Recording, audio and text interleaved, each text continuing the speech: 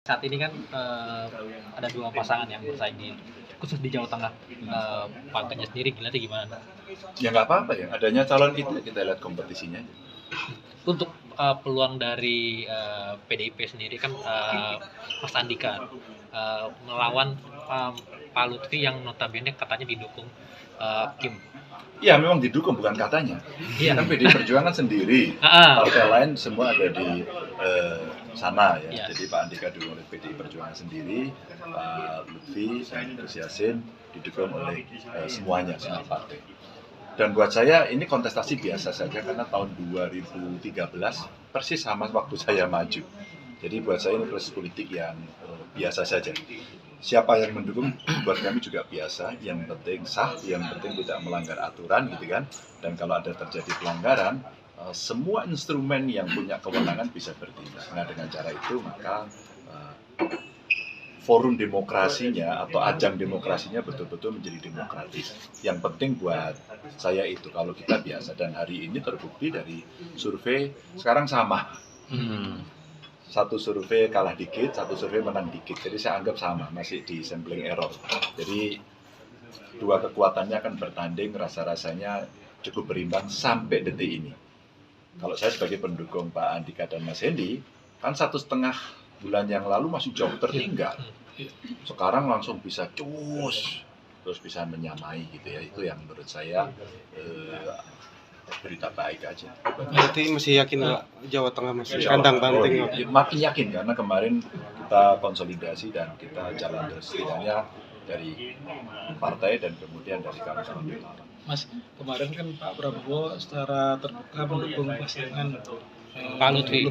Itu gimana tanggapan dari Mas sebagai kemarin yang ditanggapi pertama justru ditanggapi Ketua KPU Jawa Tengah, karena dia secara berani mengatakan bahwa tidak boleh. Kalau mau melaksanakan sebaiknya ya, resmi saja, cuti. Gitu. Dengan cuti boleh. Kan dia mengatasnamakan Ketua Umum Gerindra. Tidak dong. Coba Anda lihat intensinya. Kayaknya Anda salah lihat berarti videonya. Enggak. Kalau itu Anda harus clearance dulu. Anda lihat videonya. Enggak ada satupun kata-kata itu ada. Maka kenapa saya mengomentari seperti ini? Agar kita mengingatkan itu tidak keliru. Kalau nggak boleh, kalau saya nggak suka. Faktanya beliau juga ketua umum partai. Tapi kalau umpama atas nama partai gitu ya, saya maklum. Cuma tinggal membuat waktunya saja untuk kemudian nanti dia cuti tidak cuti, aturannya ada. Dan itu diomongkan oleh KPU. Menurut saya KPU fair ya. Tinggal nanti kan soal berani atau tidak menegur seperti itu. Nah ini Pak, ini kan ada keluhan dari Pak Andika, tim Andika soal Bawaslu Jateng yang kurang greget dalam menangani netralitas kepala desa, kemudian ASN yang di Jateng yang selama ini dilaporkan oleh tim Pak Andika dan jarang mendapat respon yang positif. Itulah yang saya katakan tadi di awal, fungsi para penyelenggara pemilu mesti on. Maka kalau tidak, nanti kepercayaannya hilang.